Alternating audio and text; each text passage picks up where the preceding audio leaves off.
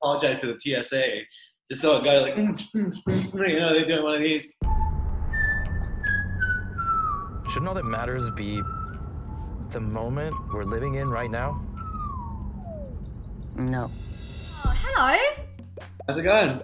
Good, how are you? Good. Arturo Castro, thank you so much for talking to me. We connected on Twitter.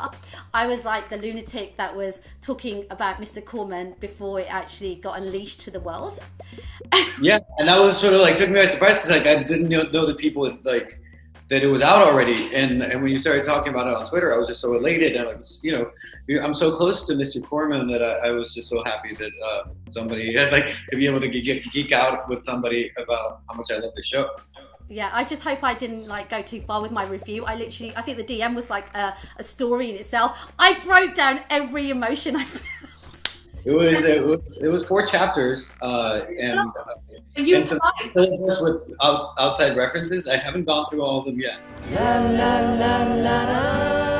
I'm having anxiety or panic or something, both. What's the difference? I'm gonna need a sub for today. What's bothering you? Everything.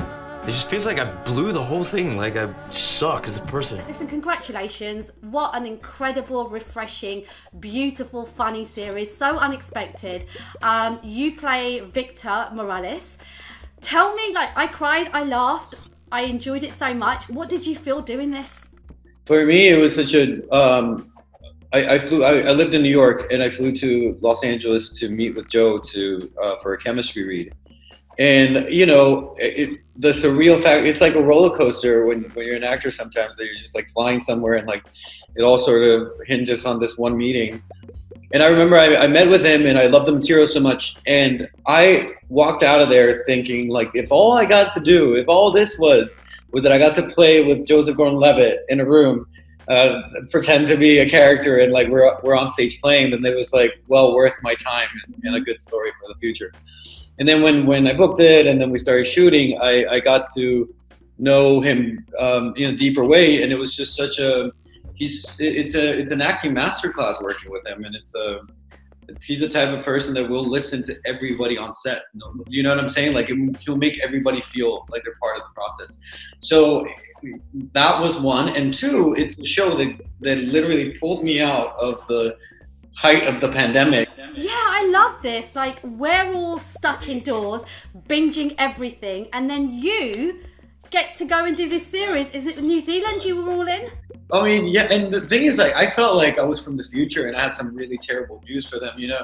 I went to a concert with 40,000 people when I was there, and I just kept looking at them. I was actually really emotional, you know, some sort of survivor stuff. But to be able to do that in such a beautiful place, in such a safe way, and to be able to do material that is some of the most engaging material I've ever worked with, was just gratitude on gratitude. I felt like my chest was going to explode. Oh man, what was that chemistry read like between you? Because you play Joe's character's best mate. You're like his roommate, person who shares a flat with him. So what was that chemistry read like?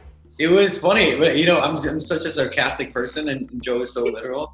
Yeah. That, like, when we first met, he's like, "Hey man, thanks so much for coming," and I'm like, "You do know I'm not Wilmer Balderrama from That 70s Show, right? Just want to make sure." He's like, No, I know you're not Ken. No, you're." And I'm like, no, it's a joke. He's like, "Oh, cool." And I'm like, "Dude, Arturo, like, really, you needed to make that one joke?"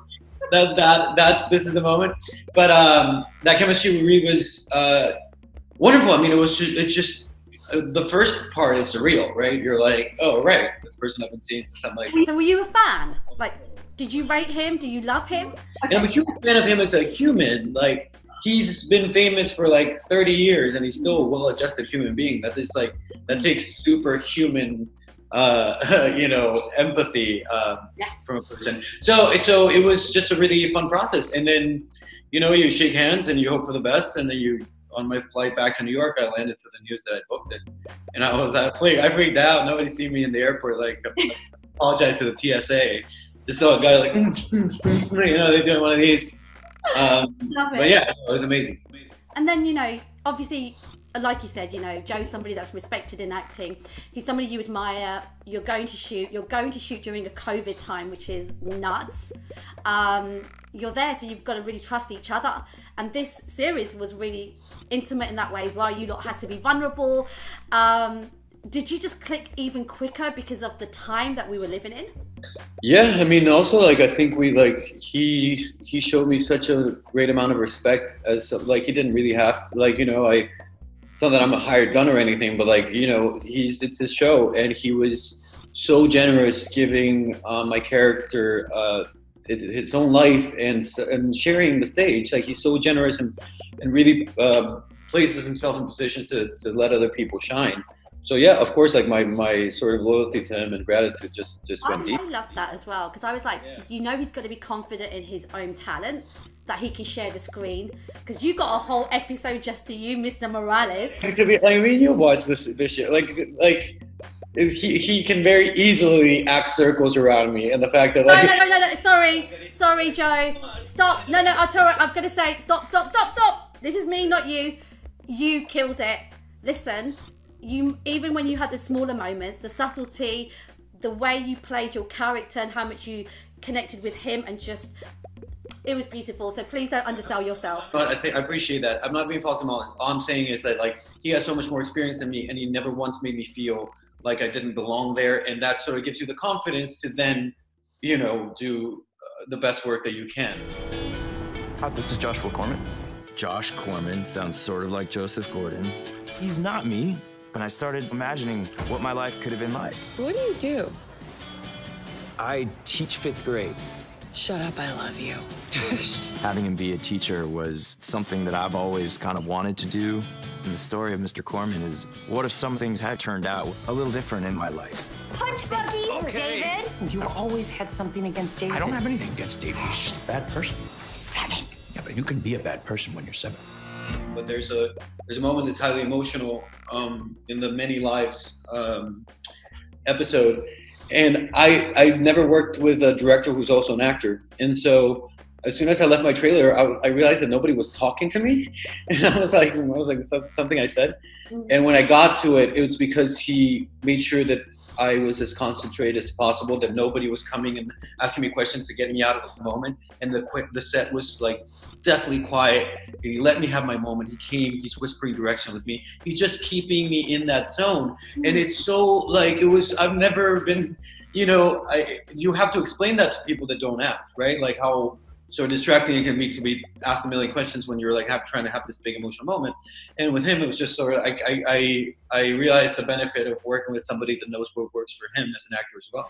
What's bothering you? Every thought that I have, I'm like, did I lock my car? Should I go check? But what if I trip on my way to check? So then should I just leave my car unlocked?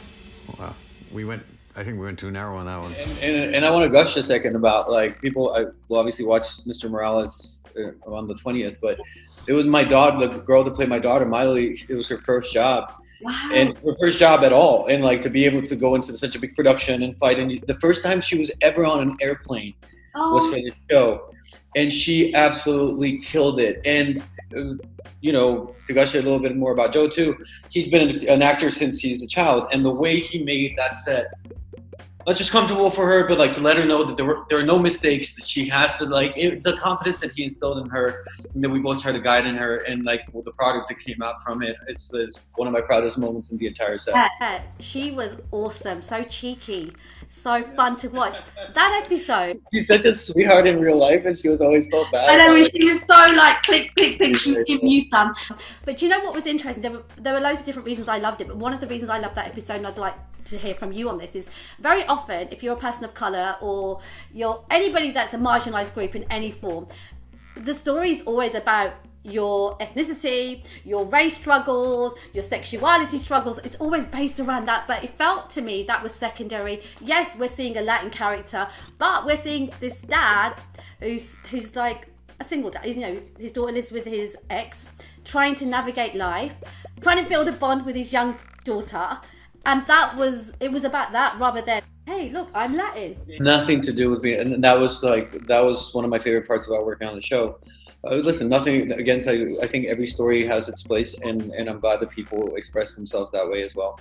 I'm just saying, like, it's very rare to like have a story with a Latin character that just happens to be Latin. Just happen, like, the only part that it affects his life, his day-to-day life, is just that maybe he can speak Spanish or whatever, but the story is just a human story, you know, and such a joy. Like, I don't even know if I've ever played a character that just happened to be himself. Like, I mean, I have, but not on such a big stage, you know, and that because that's what I like. My life is like too, and my friends' lives that are they're Latin as well. Like it's not like we're constantly thinking about. We just want to be seen as everybody else, kind of. And I think Victor is a perfect character to do so. The story between him and his daughter has nothing to do with that, and it's also just really relatable, even if you don't have kids, to somebody struggling to connect with people that don't want to connect with you, you know? You want to stop feeling like you're feeling? What about this weighted blanket? It costs $250. We can make our own version. You can't make your own version. You feeling less anxious? No, I'm really not. Do you feel like this was one of those jobs that, yeah, this was one that goes on the list as, yeah, this changed me in some way? This is definitely one of those very meaningful projects that you'll always carry with you. And yeah, do I find joy in it? Yeah, man. I mean, like, literally sometimes I can't believe, like, I was on my way to New Zealand on a plane, looking around me being like, what, I come from Guatemala, man. I lived in a basement in Brooklyn for a long time. I had a little window where I could like see the sky kind of, and I just dreamt about moments like these and the fact that they're happening. And then after that, I get to land in this beautiful country and I get to do the thing that I love the most. Like, I would do this for free. Like, I love my job so much. I have it really good. It doesn't always feel that way, I guess. Well, whose fault is that? Thanks, Mom.